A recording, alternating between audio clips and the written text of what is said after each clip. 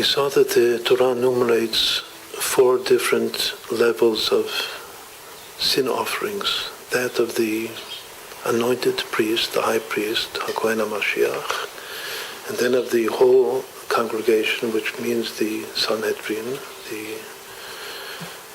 the system of the legal system of the people, and then the king, Asher Nasiachta, and finally the individual, Nefesh Achat Me'am Haaretz.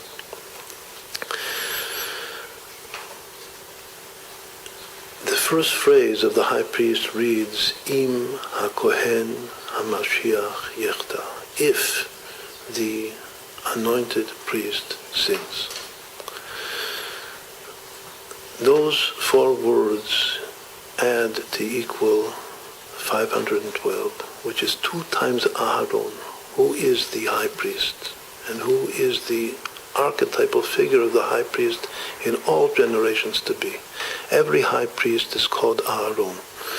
There is the initial, the original Aharon, and then there is the Milui Makom, the one that comes in his place from generation to generation. Just like Moshe Rabbeinu, there's a Moshe Rabbeinu in every generation. The same thing is true of his brother Aaron. There is the initial Aaron, and there's the Aaron in every generation, the high priest of every generation. So it's very, very amazing, this gematria, that Im HaKohen HaMashiach Yechta equals Aaron. Aaron himself is 2 to the 8th, 16 squared, 4 to the 4th, meaning that Aaron, Im HaKohen HaMashiach Yechta equals 2 to the 9th. 9 times the multiplication of 2. So it's a very, very perfect number. It's 2 in 9 dimensions. That's the secret of if the anointed priest sins. Let's now take the gematria of all of the names, just of the names of those levels of sin. The first is, we said that even before the high priest, there's a general verse that says, Nefesh kitech tabishkaga, a soul. And then after this general soul, which implies that it's every single soul has all of these dimensions to it, after that soul, that nefesh, then comes the anointed priest, and Kol Adat Yisrael, and then the Nasi, the king, and then finally Nefesh Achat Me'am Haaretz.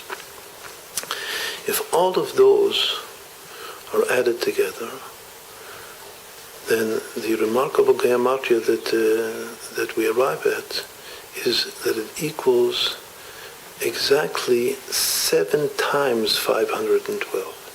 7 represents consummation. So it's 7 times all of the different people or levels of the soul that sin are 7 times if the anointed priest sins. But we said that if that number 512 is Aaron is 2 times Aaron. So what does it mean? It means that actually all 5 levels, the first general level and then the 4 particular levels, all together equal 14 times Aaron. What is 14? 14 is David. Meaning that all of the sinners here are actually one great Aaron times David. Did Aaron sin? We discussed this several weeks ago. That Aaron did sin. He participated. He was an active participant in the sin of the golden calf. He did it for a very good reason. And he was, in a certain sense, he was justified 100%. Nonetheless, he took part of the sin. So he has to bring a sin offering. What about David? David also is an archetypal soul, a great, great soul of Israel, the king and the father of Melech HaMashiach, of the Messiah. But he also had a sin. It's not exactly as it appears to be, but it's referred to as a sin, the sin of David and Bathsheba. We have these 2 great archetypes, the greatest souls, both of them sin. Now David is the prince, is the king. So it's really a tremendously remarkable gematria that all of the levels together equal Aharon times David. What about the level in between? The level in between is the whole congregation of Israel, Kol Adat Israel, which is the Sanhedrin, the high court, the Supreme Court. What particular soul represents the whole congregation of Israel, the Supreme Court? That is the soul of Moshe Rabbeinu himself. Because it says that Moshe Rabbeinu shakul keneged kol am Yisrael, he weighs against the whole Jewish people. It doesn't say explicitly here in the verse the Supreme Court. It says the whole congregation of Israel. Who is the whole congregation? There's one person who is considered to be the whole congregation of Israel. That's Moshe Rabbeinu himself. And he, of course, is the head of the Supreme Court. The Supreme Court also has a head. There were 70 elders, and the one above all of them is Moshe Rabbeinu. If the Supreme Court misjudges and gives a wrong head or permission to do something which is forbidden, so it's because the one at the very, very top of the pyramid of the Supreme Court makes that mistake. Who is that? That's the Moshe Rabbeinu. It's Moshe Rabbeinu of that generation. So did Moshe Rabbeinu ever make a very severe mistake and sin? It doesn't say there if the whole congregation sins.